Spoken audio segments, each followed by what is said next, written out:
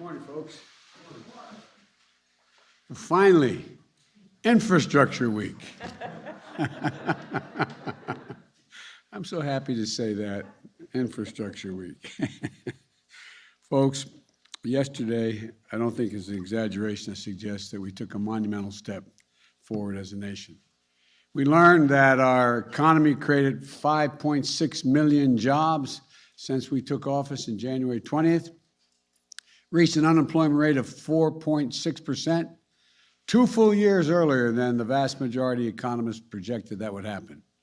And we're just getting started.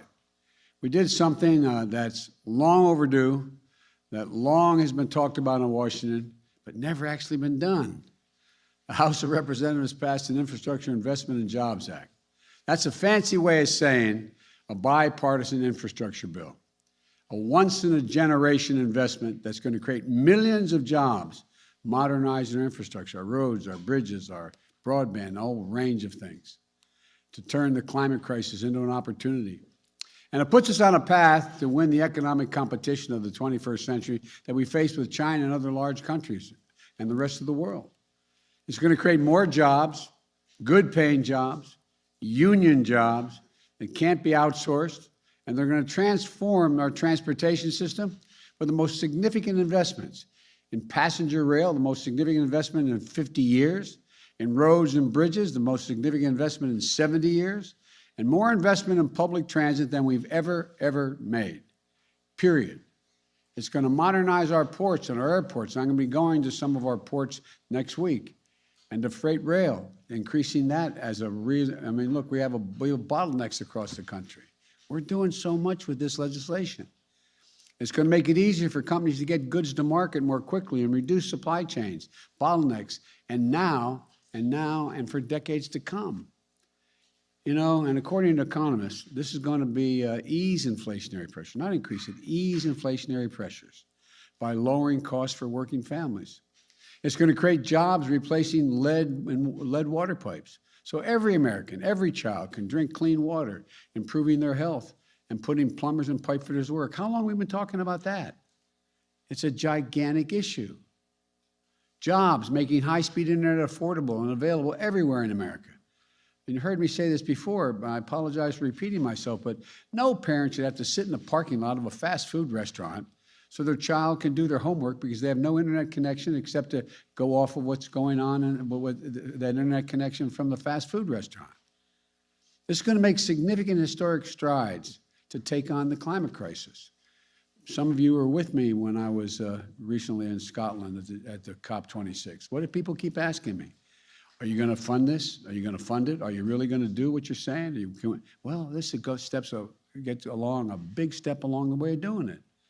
We're going to build out the first ever national network of charging stations all across the country, over 500,000 of them, so that you can make a real, auto companies are made a commitment that we're going to make 50% of vehicles electric by 2030. So you'll be able to go across the whole darn country, from East Coast to West Coast. Just like you can stop at gas stations now. These charging stations will be available. We'll get America off the sidelines on manufacturing of solar panels, wind turbines, battery storage, energy and power for electric vehicles, from school buses to automobiles. And it will reward companies for paying good wages and for getting materials for their products from right here in America. And America exporting and providing the rest of the world with these technologies that are generated here in the United States as we go green around the world. It also makes historic investments in environmental cleanup and remediation. It builds up our resilience against superstorms and droughts and wildfires, hurricanes. You know, you've heard me say it again. I apologize for repeating myself, but $99 billion in losses last year because of climate crises. Not in America. $99 billion it cost the taxpayers of America. It represents a blinking red code out there for our nation. Vice President Harris and I look forward to having a formal signing ceremony for this bipartisan infrastructure soon. But I'm not doing it this weekend because I want people who work so hard to get this done, Democrats and Republicans, to be here when we sign it. But we're looking more forward to having shovels in the ground to begin rebuilding America. And for all of you at home who feel left behind and forgotten in an economy that's changing so rapidly, this bill is for you. The vast majority of the thousands of jobs that will be created don't require a college degree. There'll be jobs in every part of the country: red states, blue states, cities, small towns, rural communities, tribal communities. This is a blue-collar blueprint to rebuild America, and it's long overdue. I'm also proud that the House took a big step forward to pass my Build Back Better Act, which for the week of November 15th, they're going to be taken up. They went through the procedural mechanisms to ensure that occurs. Let me be clear. We will pass this in the House, and we'll pass it in the Senate. The Build Back Better Act will be a once-in-a-generation investment in our people, getting America back to work by reducing the cost of child care and elder care, and getting millions of women back in the job who have to stay home because they cannot afford the child care or the health care for their parents, providing universal pre-K for every 3- and 4-year-old child in America, and increasing their academic achievement potential significantly, making health care more affordable, lowering prescription drug costs, the tax cuts for working people and the middle class so that folks have just a little, I know you're tired of hearing me say, my dad used to always say, as a middle-class guy, we just need a little breathing room, a little breathing room. It's going to reduce child poverty in this country, by the way, by 50%. We're already on track to do that with the child tax credit we passed in our last piece of legislation. And this bill is fiscally responsible. That's a fancy way of saying it's fully paid for.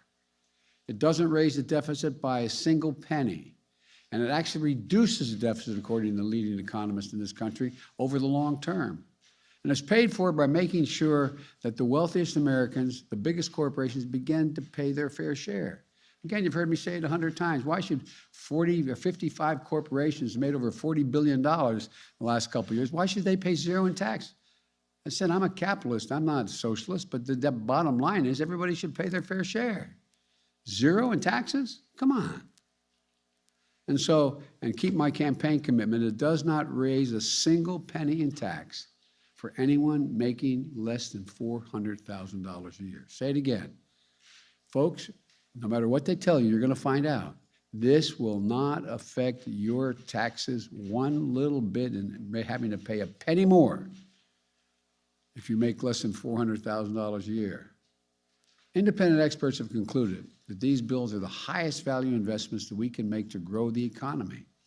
It's going to create millions of jobs, increase productivity and wages, and reduce costs, and generate significant and historic economic growth. Again, the press is here. The poor people have to follow me all the time. They've heard me say this a lot. We got out of the blue a couple weeks ago a letter from 17 Nobel Prize winners in economics, and they determined that it will ease inflationary pressures, not create them, ease them, ease those pressures. And for the economy, it recognizes that we face an inflection point. For most of the 20th century, we led the world by a significant margin because we invested in our people. We invested in ourselves. You've heard me say it 1,000 times. Jill would say, and my wife says, any country out-educates is going to out-compete us. We invested in education. We invested in health. We invested in things that affect people's opportunities to succeed. We built an interstate highway system, which led to the best roads, bridges, airports, and transit systems in the world. These are the arteries of commerce that have moved goods from coast to coast quickly. That's why people decide to build facilities here in the United States. We empowered our companies to outcompete the world. And we created jobs and untold opportunities for our people to travel, to live, and to work. But somewhere along the way, we stopped investing in ourselves. We stopped investing in our people. And we've risked losing our edge as a nation. I don't even think it was conscious, but that's just what's happened. And China and the rest of the world are moving to catch up, in some cases, in certain areas, move ahead. Our infrastructure used to be rated the best in the world. Today, according to the World Economic Forum, we rank 13th in the world. The United States of America ranks 13th in the world in infrastructure. Come on. We used to lead the world in education achievement. Now, the Organization for Economic Cooperation and Development, the OECD, ranks America 35th out of 37 major companies when it comes to investing in early education for childhood education and care. Think about that. Those of your parents know. You start kids early, you give them the basis, you give them the material to be able to go on. It's simply unacceptable that we rank 35. We're now turning it around in a big way. Any single element of this plan would be a fundamental change in America. But taken together, they're truly consequential. Again, I have more to say about this soon, but when we have the bill signing, I'll be able to thank everyone in the Senate and the House for their leadership. I hesitate to start now. I'll leave somebody out, and I want to make sure everyone who is part of this gets credit for it. But for now, I want to quickly thank members of the House who worked so hard to get some of this done. Speaker Pelosi, Steny Hoyer, Jim Clyburn, progressive leaders, moderate leaders, Democrats, Republicans. They in fact worked together. It was like, as I saw, someone told me, my staff this morning, that on one of the programs this morning, they said, well, the sausage is made. It is a process. You all know it. You're all, you cover it. The American people have made clear one overwhelming thing, I think, and I really mean it. All the talk about the elections and what do they mean, and everything. They want us to deliver. They want us to deliver. Democrats, they want us to deliver. Last night, we proved we can. On one big item, we delivered. I want to close with this. For much too long, working people in the middle class of this country have been dealt out of the promise of America. That sounds like hyperbole, but I really mean it. Some of you may remember when I ran, I was legitimately, it's appropriate to be criticized. I'm not complaining about being criticized, but when I said I was running for 3 reasons. One, to restore the soul of America, bring back some decency and honor in the way in which we dealt with one another.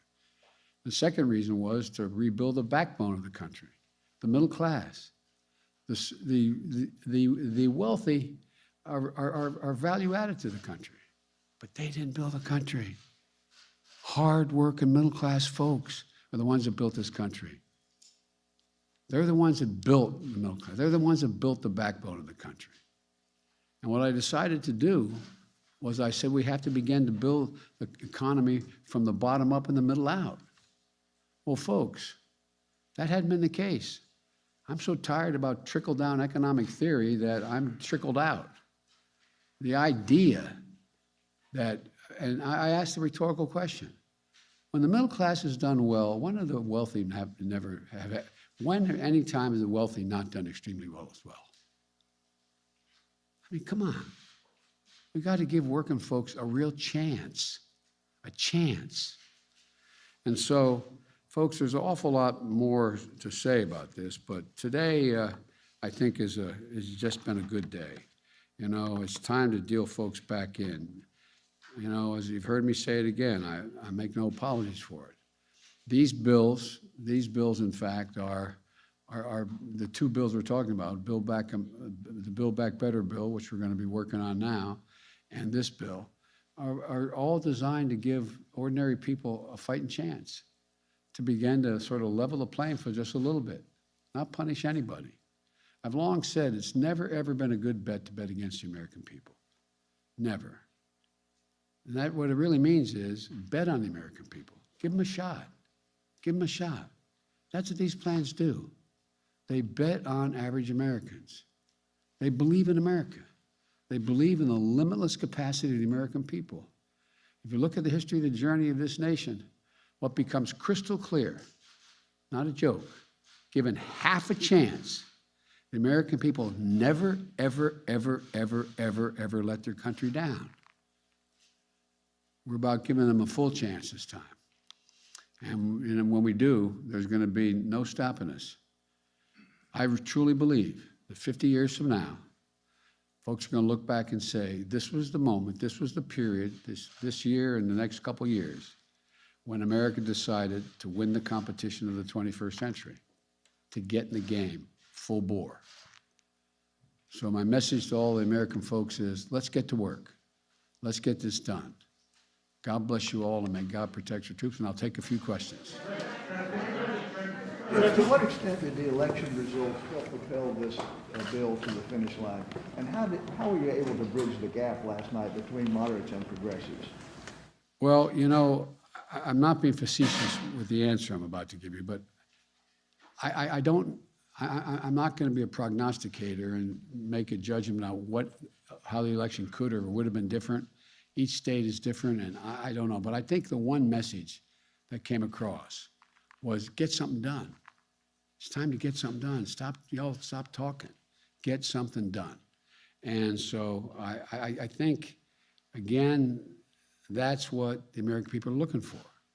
And I think it's a legitimate, and when you ask how we were able to bring things together, well, you know,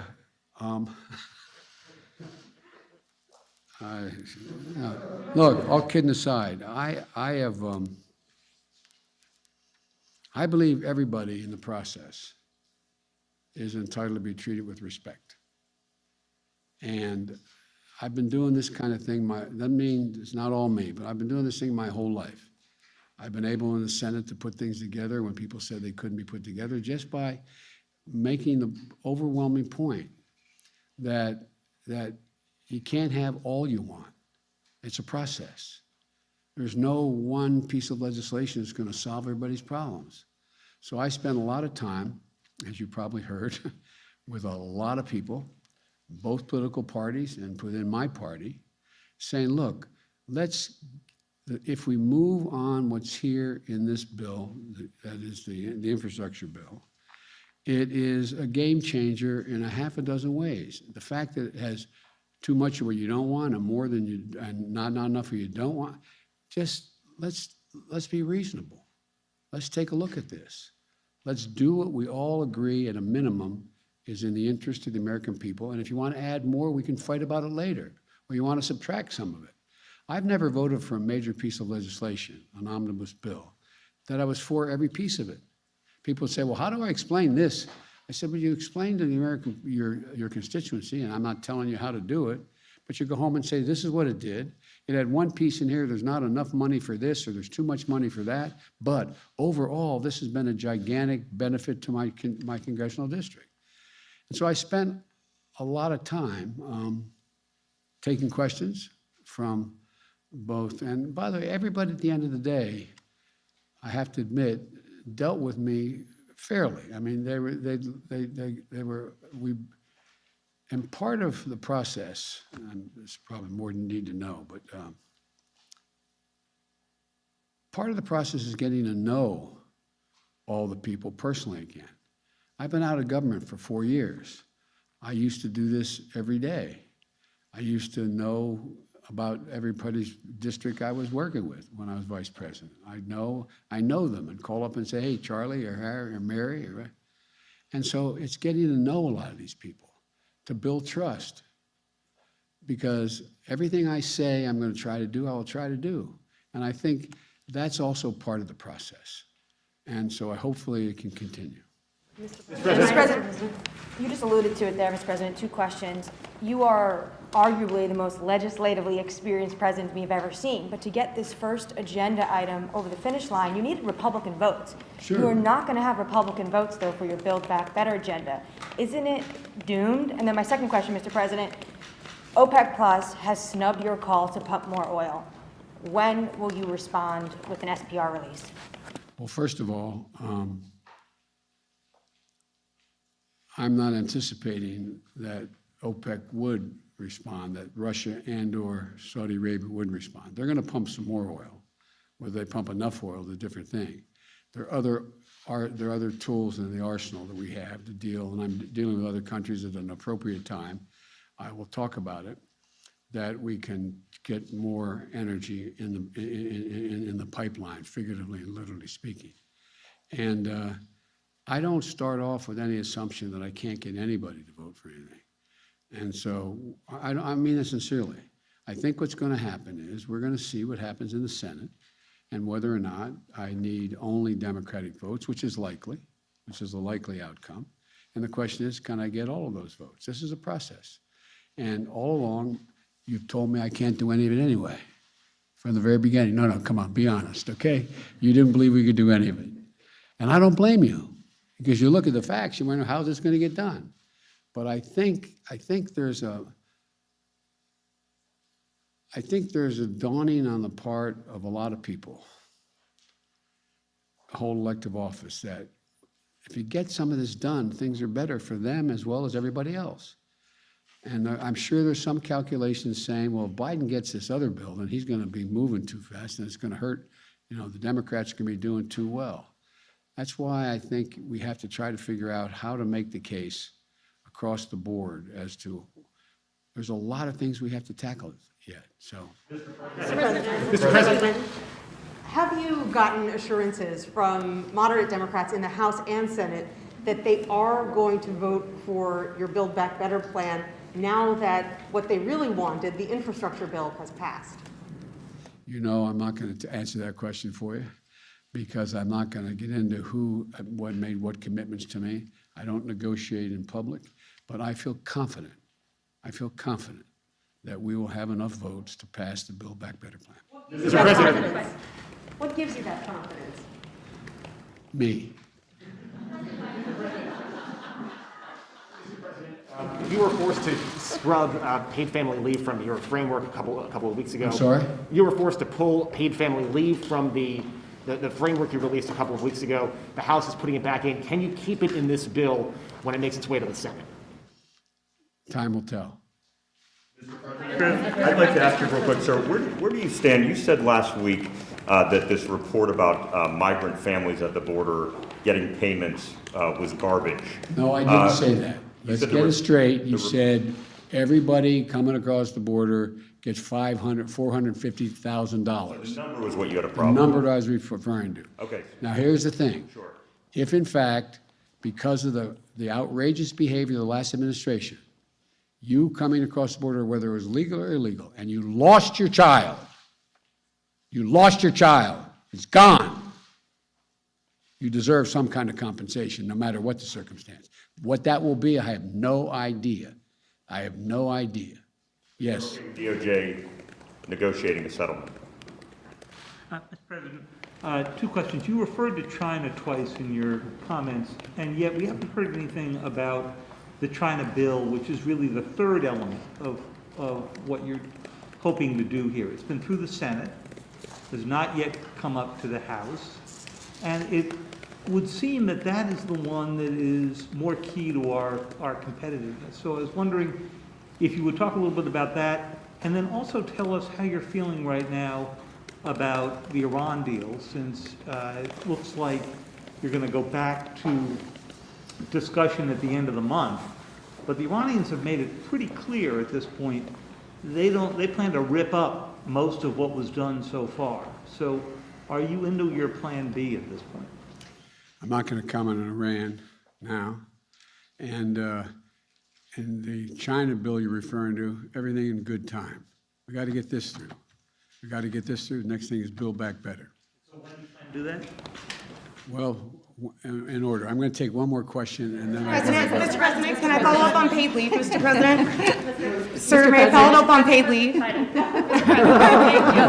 President, Democratic Congresswoman Abigail Spanberger said of your presidency this week, nobody elected him to be FDR, they elected him to be normal and stop the chaos.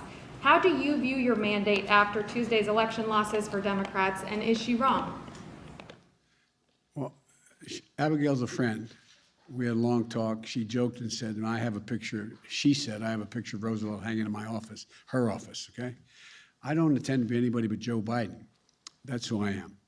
And what I'm trying to do is do the things that I ran on to do. And look, people out there are ordinary, hardworking Americans, are really, really been put through the ringer the last couple years, starting with COVID. COVID has disrupted almost every family one way or another, whether it's wearing a mask or losing a family member. 750,000 plus Americans dead?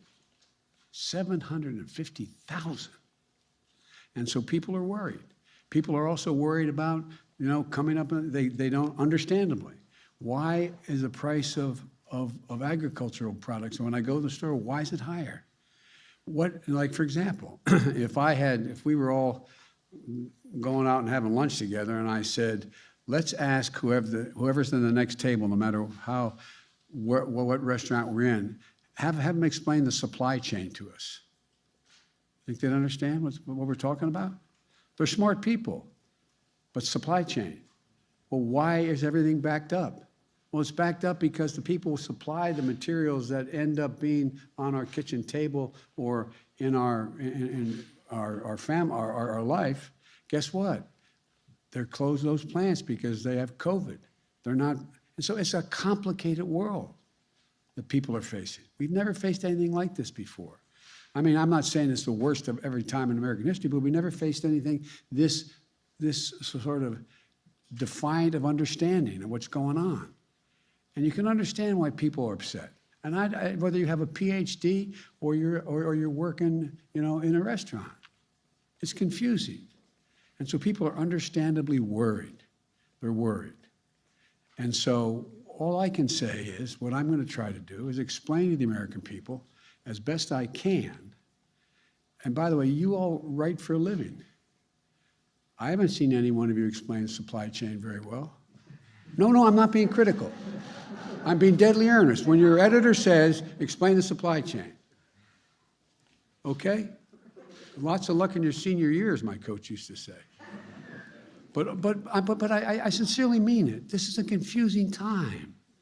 Confusing time. Think of all those children who may have lost more than a year of education by only being out one semester.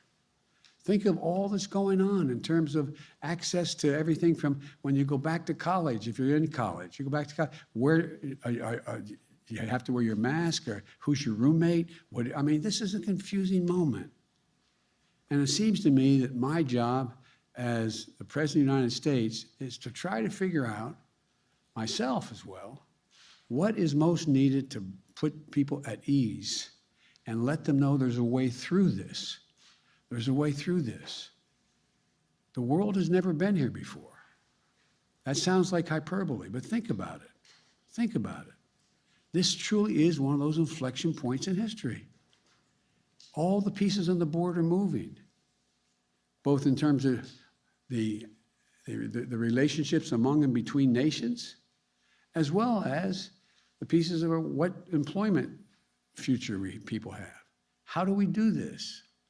And so this is a confusing time, but I promise the American people, I have one focus.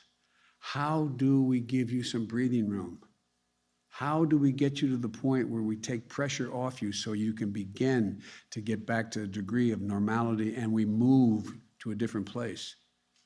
And this time when we move, and by the way, everybody internationally uses Build Back Better now. When I used the phrase initially, people looked at me like, Build Back Better. Well, what it means, we're the only country in the world gone through a crisis, that goes through a crisis and come out better than we were before the crisis occurred. That's building back better than it was before. And so this is a process. And I just, we're going to see. Take it every day, every moment, one moment at a time. I'm going to get in real trouble. That's the last question I'm taking. You can decide who I'm pointing to.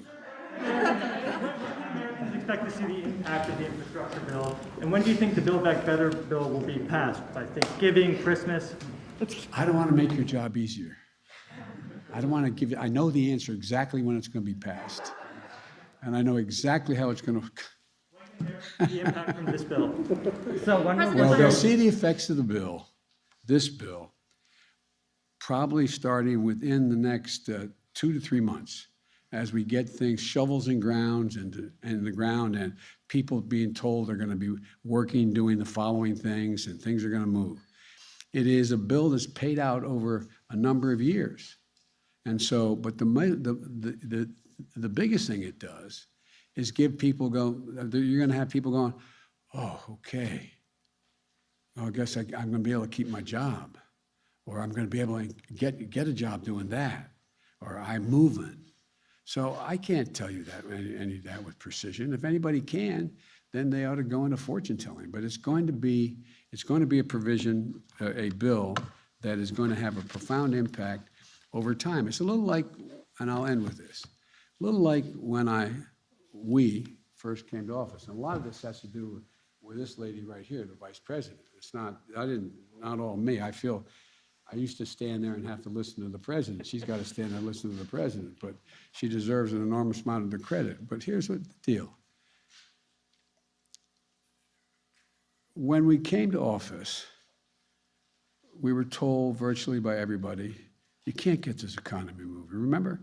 Remember when they told me there's no way I could get, 2 million shots a day into people's arms in the beginning. There's no way I get 200 million, so no way I could get the vaccine. There's no way, no way, no way. It's understandable. I'm not criticizing people who said that, because these things have never been done before. It's never happened before. And so we got to work. I agree, I am a congenital optimist, but it's because I really mean this. I have enormous faith in the ingenuity and the integrity of the American people. I'm not joking. I have enormous faith in them because I'm convinced we're the most unique country in the world. Not because we're all so smart as the rest, but because we're the only country that's organized based on an idea. We really mean it. We haven't lived up to it, but we hold these truths to be self-evident. All men and women are created equal. Basically, give everybody a shot. And I really have faith in the American people. I know we're divided. I know how mean it can get. And I know there are extremes on both ends that make it more difficult than it's been in a long, long time. But I'm convinced we let the American people know that we're committed to enhancing their ability to make their way. We'll all do better. Thank you all so very much.